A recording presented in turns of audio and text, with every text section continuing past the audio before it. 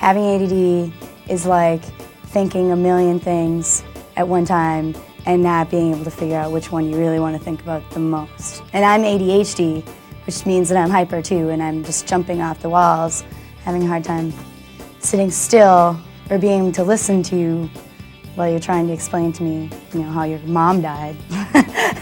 And I just don't have the patience, or it looks like I don't have the time to listen, and that I don't want to listen, but I just don't have it's hard for me to think about one thing for too long. Having ADD is almost like being on a bicycle, running downhill, high gear, low gear, just going real fast. The cogs aren't catching on anything. It's mostly to do with gathering information. When you're like following instructions, you just grab snippets because your attention span is real short.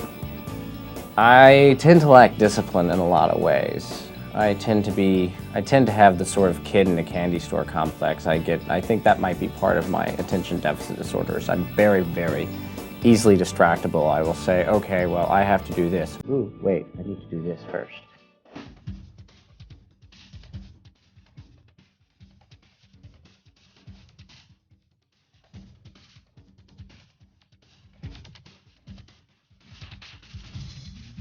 The Diagnostic and Statistical Manual of the American Psychiatric Association defines attentional disorders as a group of disorders that have a persistent pattern of impairment in attention, activity regulation, and impulse control. It's the terminology, it's ADHD, Attention Deficit Hyperactivity Disorder, with 3 subtypes. We can have a predominantly inattentive type where the symptoms of hyperactivity and impulsivity are absent. We can have a primarily hyperactive impulsive type where they show more of the motor regulatory problems. And then there's the mixed or combined type where most folks fall. I have an interesting history of being diagnosed first with LD, being learning disabled dyslexia, word blindness, and then later with ADD. It was sort of apparent from my mother's point of view that by 3 years old, my sisters were reading books this thick, and they were processing, the language, words. And for me, I was still struggling. I didn't know what the difference between thank you and blanket. I couldn't distinguish between the two. They sounded the same. Where all my sisters were doing very well. Adrian, why are you getting D in this, C at that? You're not, where'd you put this? Where'd you put that? Why didn't you have this assignment on time? And they could see a big discrepancy, with the family. So what's wrong with Adrian? When I was diagnosed, my father, who thinks he may have ADD, he was saying to himself that, my God, this is everything that's happened to me since I was age of 10 or whatever. My dad you could just see the smile on his face sort of grow because he realized that everything that those teachers said about him in Australia wasn't necessarily true. And the feelings of his stupidity, they weren't completely founded. Before I was diagnosed as ADHD, I was a freak. I was just a freak. I knew that I was bright because I did very well in high school, but I knew that I could get things done, and I knew that I was, must be some kind of organized because I did a lot of things, and I did them well, but I felt really lazy, really stupid, and felt like I might have had narcolepsy just because I fell asleep so easily. It's so hard for me to stay awake if I'm sitting still. It's so horribly hard and missing everything. And then when I found out that I did have ADD and that I am hyper, it really changed the way I think about things. It changes the way I do things. Diagnosis of attention deficit hyperactivity disorder is primarily by history. We look for symptoms prior to age 7. Now, of course, we're often diagnosing this retrospectively because not all children with attention deficit hyperactivity disorder are identified. And what we look for in addition to history is a pattern of cognitive functions or thinking skills which are assessed through neuropsychological or psychoeducational testing. Yes. Medication was prescribed 10 milligrams of Ritalin. Ends up being like 3 times a day. 15 grams when I'm in class, because it takes a little bit more for me to sit still for a while. And it's helped my life unbelievably. I mean, it's changed my life. I can do my homework now. I can read now. I can sit through class now. People ask me for my notes now because they're so good. I'm an English major, and now I can read. Yay, you know, it's pretty exciting. Pretty happy about it. I guess it helps me to sit down and focus on something. Like right now, I'm just noticing myself. I'm looking at a sign up in the ceiling, or I'm looking at the tape going off in the fan, or I'm noticing the glare from the lights, that sort of thing. With Ritalin, just from my own experience, that sort of stuff wouldn't be able to block out. So it just helps me focus on what needs to be done at that time. It really helps if I'm typing a paper.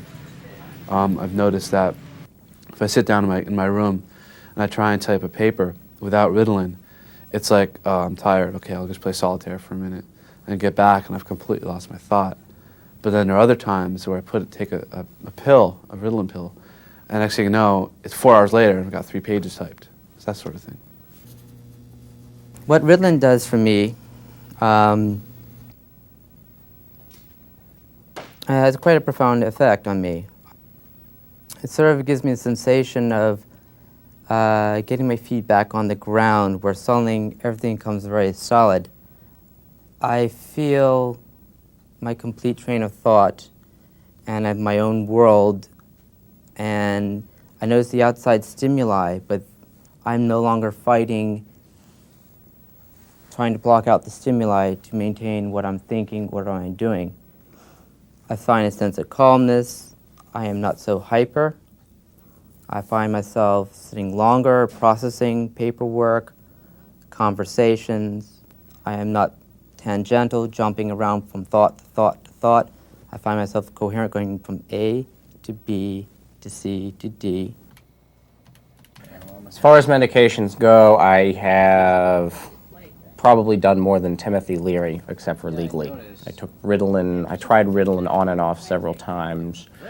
One point I was given dexedrine, which was absolutely disastrous because, well, it kept me awake all night, and that's what I used it for. So, I mean, as far as my attention deficit disorder goes, it seems that I am one of those unfortunate few that medication does not help in any way whatsoever, because I have tried so many.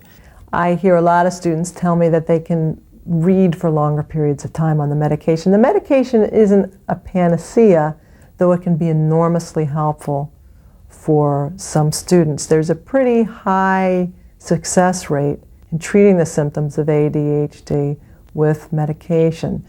What it won't do is provide a total reversal of all their symptoms. They may still have to work on structuring their routine, utilizing organizational strategies, mnemonics, that's the memory tricks. It won't erase all the symptoms, but it'll certainly help them stay on task. And if they have the hyperactivity component where they're very fidgety and can't sit still, they'll find, if the medication is successful, that they can feel that motor activity rev down a bit. I'd say the important thing about knowing is that when I've had difficulty with something, and when it is more difficult for me to do something than it is for someone who doesn't have an attention deficit disorder, I don't beat up on myself and say, boy, I'm really stupid. I just think, well, damn it, I have ADD. Just knowing what the problem is, I mean, with anything, knowing what the problem is so much better in helping with dealing with it. Because if you don't know what the problem is, you think you're stupid, and you think you're lazy, and I'm not stupid. It's also important to know what is not attention deficit disorder. ADD is not a learning disability. Those are separate. They may be coexisting, but they're separate disorders. Now, learning disabilities can be identified with testing, and they can be accommodated in the classroom. but they can't be treated with medication the way we can treat attention deficit disorders. The academic skills disorders might be, for example, a math disorder, a reading disorder. They may coexist and they may mimic each other. For example, if you have a student who has severe inattentive type ADHD, they can't read very well because they can't stay focused long enough to do it. Now those students, interestingly, may present in testing as having a reading comprehension disorder, but when you medicate them, the reading comprehension disorder goes away. If they're truly learning disabled, it doesn't go away. Usually the problem is that they just haven't been able to stay on task long enough to soak up what they're reading. The other thing is that a student who's using drugs and alcohol may develop symptoms that look like attention deficit hyperactivity disorder. Now the complication there is a student, especially an undiagnosed student, a student who's had ADHD all their lives, has never been diagnosed, is pretty frustrated by their school experience, and they may be medicating the anxiety and the depression that goes along with the ADHD. So on one hand, drug use can cause symptoms that look like ADHD, and ADHD can certainly cause enough stress that students may try and self-medicate with drug use. So a careful evaluation is really essential. Hi. Haven't seen you for a bit. There are actually many challenges, and they are to many different persons in the college environment.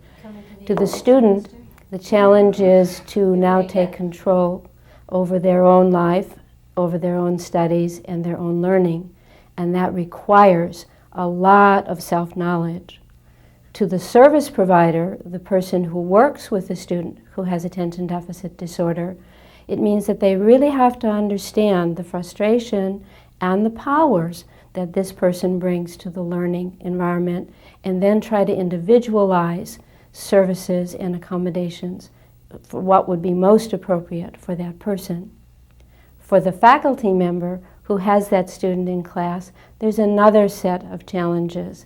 The faculty is now suddenly working with someone that they really may not understand, and their perceptions of what are happening may not always be what is going on, so that we need to educate and work with that as well.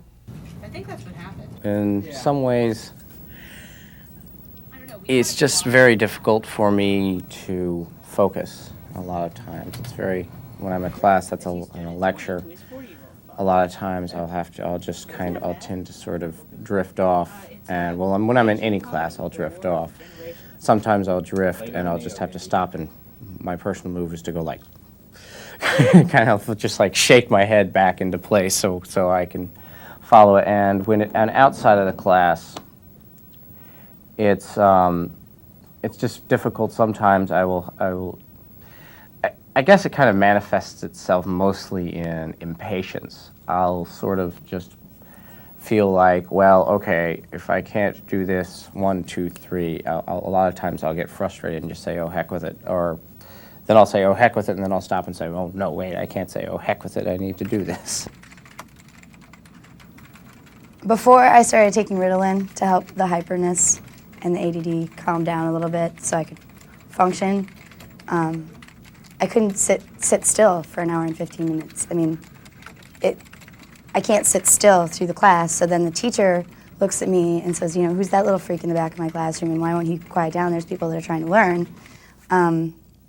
It's hard for me to take notes because looking out the window, I miss parts of the lecture. Constantly I'll be like, oh, you know, everyone's writing something down. What am I supposed to be writing down now? And then when you go to ask them, you know, or since you don't hear all of the lecture, you don't hear everything that's going on, you could ask a question that's already been asked and you didn't know it. And it makes it look like you're not paying attention and you're being a jerk and ruining their class, but really, you know, you were paying attention as hard as you could, you just didn't. I've had times when I've forgotten that I had class. I can sometimes feel myself drifting off. I guess it's a classic scenario of any, quote, normal student who just feels that they drift off sometimes and come back. But for me, it seems like I drift off constantly, and I have to really, unless the professor is writing something on the board where I'm trying to copy it down, trying to get whatever the professor's saying, if the professor stops and then goes to an overhead and tries to explain something, I have no attention span whatsoever. It's gone. I have nothing there. I can't sit down and listen to the professor. Within the same diagnostic category, you can have really different presentations in the classroom. You can have a predominantly inattentive type ADHD who's sitting there quietly dreaming away in the class. They may even be considered in the elementary school level as a pleasure to have in the classroom, versus the hyperactive impulsive type who may be intrusive, hyperverbal, and actually disrupting the process of the class discussion. And then in either camp, or in both camps, there's often difficulty completing assignments, handing in work. The students often complain they lost the assignment or they didn't understand what the assignment was, and that certainly gets in the way. That's sometimes what brings students to the attention of professionals, is that they're just never completing assignments. Just keeping up with the work and not, letting yourself get, because when you have ADD, it's so hard to stay on task, and it's so hard to do the reading and to do the homework, because you get bored so easily that you fall behind, and then all of a sudden there's this big mountain of work and you don't know what to do, and there's not too, some kids might not be able to take pressure, and when the pressure adds up, and if you have ADD and you're not taking the Ritalin, you're thinking about a million things at one time, and if you're thinking about, bad things, if you're in a bad mood, you're thinking about a million bad things at one time, and it's really hard to deal with a million bad things at one time. I've got something. The federal law, Section 504 of the Rehab Act of 1973, is the law that applies to post-secondary settings. There is a law, 94-142, which applies through K through 12, but this is a totally different law, and I mention that because it expands and applies differently for the student when they get to college. The student under 504 is guaranteed equal access to education, to an opportunity to learn. They must also, however, be otherwise qualified. That means that you have a partnership now working. The student, equal access, the school can be assured that they will be otherwise qualified, and both will work together to make sure that the student is successful. There is another part to 504, and that is confidentiality. Anything that is shared, any testing, any other information, is always confidential unless the student identifies that they wish it to be shared. And that is a very big difference also, and it impacts a lot on how the student receives services. More specifically, if a student doesn't come to my office and ask for assistance, I won't know they're on campus. And even if I know they're there, I can't tell anybody, so that they can remain incognito and invisible for as long as they wish. So that it puts a new responsibility on the student to be a strong self-advocate and to take advantage of the college environment. How do I study? I take my Ritalin and I eat, and then I sit down, and I usually have to clean my apartment first because I can't study if it's not clean. So that means I usually end up studying the day after I clean. So I clean my apartment. It's a huge process. I clean my apartment one day, and then the next day I wake up, I eat breakfast, take Ritalin, sit on the couch, open the book, and if I'm lucky, I won't fall asleep. Like, part of my problem with ADHD is that I'm so hyper all the time that if I sit still for 20 minutes, I'm out cold. It's easy for me to fall asleep. It happened in class all the time. I just drop like that. If you bore me for a second, and I'm out. If you come up across a problem, don't hesitate. Just keep on asking a question. That's something that I always have to do. I have to keep on asking the question. If I get the answer, I'll probably forget. I'll write it down or something like that. Just refresh your memory all the time. It's like that study habit that I had. I guess that might be a problem I might have later on in life. Is following direction. People okay, do this, that, and the other. I go, okay, they needed me to do 3 things. I can remember the first one. What I do for about the other 2. How we observe people and what we imitate. Because I have ADD, I know what works. I've been down the same road that many of these students have. So when a student comes into my office and they need help, the first thing I do is I find out what their area of strength is. If, as an example, one of my students came to me who has a disability, and I said, "What is it that you do well?" And she told me, "Well, what I do well is mathematics." Okay, I know then that because she does well in mathematics, she would do very well with a model or a type of studying in which we come up with a mathematical way to present the information. This doesn't take any more time for me than a normal office hour. All I do is I'll say, okay, this is the material, and let's present this material in a very sequential way. All I want for you to know is, can you tell me what the DSM-4 is in your own words? As a service provider, we have a special challenge in working with students with attention deficit disorder. The usual accommodations, the accommodations we might use with a student with learning disabilities, may or may not be the appropriate accommodation for the student that has attention deficit disorder. It's very individual, but it's also very distinct for a student with attention deficit disorder. For example, extended time on tests. Probably the accommodation most requested by students. Often an ADD student will say, "I don't want extra time, just let me get in and let me get out." Okay? But extended time can be a very valuable accommodation. It can provide for that student extra time to lose concentration, to move around a little bit, to regroup themselves, and also to then go back over that testing. So it will depend on the needs of the students. But the student may not always know that that extra time really is a good accommodation for them. As a service provider, I have to assist them in looking at those issues. Another accommodation is tutoring. Attention deficit disorder students, or students with attention deficit disorder, are really very bright. And they do know the material. And they say, "Why would I need a tutor? I understand this absolutely perfectly." But a tutor can serve another very important function. If you have to go to your tutor twice a week, it means that you have a structure. It means you have to prepare. It means that you will see that material at least twice that week. And it means that you will have follow-up on material to reinforce it. So whether or not you understand it, or a student understands it or not, is not the issue, but can you use the tutor for a natural structure to help the student stay on task. A third one then would be recording lectures. The thought of sitting and listening to a tape lecture to a student who has attention deficit disorder is like akin to death. Why, if it was boring in class, would I ever want to sit and listen again? But there is a good rationale for recording lectures, and that is that if it's on tape and you lose concentration, if your mind takes a trip to Hawaii, you can go back and find the information that you need and verify and catch up and fill in on much needed notes. A fourth then would be course load. If a student has a learning disability, we very frequently recommend reduced course load.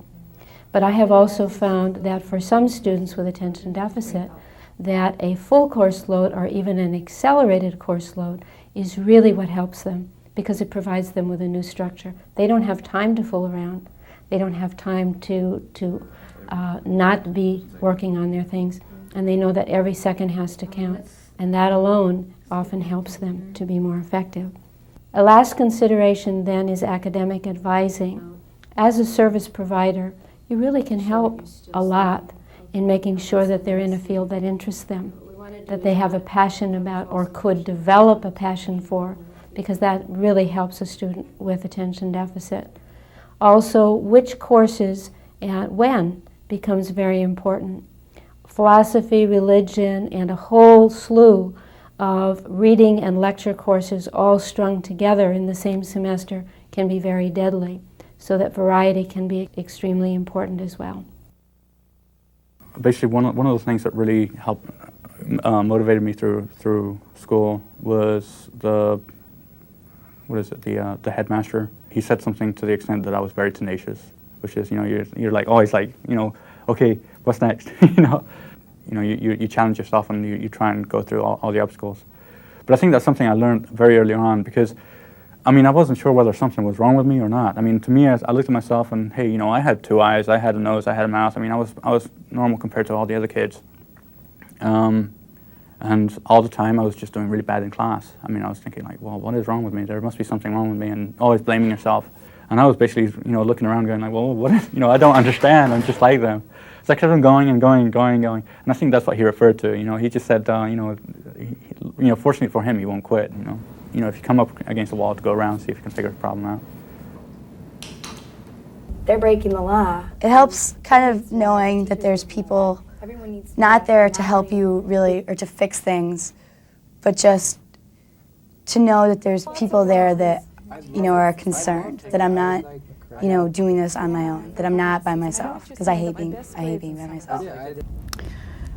I think one of the hardest things that in my academic life that I've had to work through was not the stigma of knowing that I had ADD, but getting over what I had heard as a child. When I was in grammar school through high school, being told that I was a dummy, or in my time they could put you in the last row, last seat, left a mark on me that the diagnosis of ADD did not eradicate. And I wonder how difficult it must be for all of you. Perhaps your experiences were different, but how hard was it for you to leave that behind? For me, it was just a matter of the class clown. Yeah, and when I was called lazy, you know, it was the whole thing lazy. I didn't apply myself, and it was the same thing over and over again. And also, I came from a very well-educated family, and it was just one of those things. I taught myself to read before I was even in school. So I went from this like overachiever, and then 3 years later, I was this underachiever who was just frustrated and angry at the world in school. And it was just, for me, I felt like what happened, I know I'm smart. I was reading before anybody taught me to read. Before I even got to this school, suddenly I'm being sent elsewhere, out of here, confined to another place to learn how to read, when I was the one who knew how to read. And it's kind of like, well, because you don't sit here and apply yourself. I mean, that's what I was told. And that's, you're lazy. If you just do this or do that, you'll be fine. And I mean, those were my feelings of frustration, to go from a situation where I had the whole world, I can do anything I wanted, to go, what the heck is going on here? That's the whole point. It's a point of view that people don't seem to understand. I mean, just the other day, I was at a bar playing a trivia game, interactive trivia, and I love trivia, and playing with one of my best friends, and he said something like, you know, he wanted to bet me. He's like, I'm putting a little money. This time you can't take, you know, because you have a time limit, you can answer the question. I play the game. And he's like, well, it's not untimed. You know, so it's like little things like that that over and over you hear, and it's like, well, gee, I can only do things if it's untimed. You know, and it's, and this is, you know, supposedly my best friend, and I said, okay, I'll take the bet. And I took us $20, and it was timed, so, and he was pissed, and what are you gonna do? But that's the whole thing. You hear these things and you start thinking, you believe what you hear.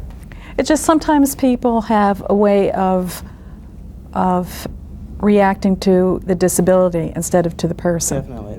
That's what I was going to say. The first step, I don't know for everyone else, but for me, was saying, hold up, wait a minute, disability. That word, you know, just kind of throws me off. And it's what I've been trying to do is sort of, I don't know, how various cultures take words back. Right. That at one point was offensive. And I've been using the word more and more in my everyday conversations, so I'm desensitizing myself to the to saying, oh, I have a learning disability. Yes, it's a disability. It doesn't mean much if you say the word enough. But initially, when you get tested, that was the first stigma that went along with it. The label. Wow. Yeah. The label. How does this affect my life? Am I going to not be able to do this or that because of this?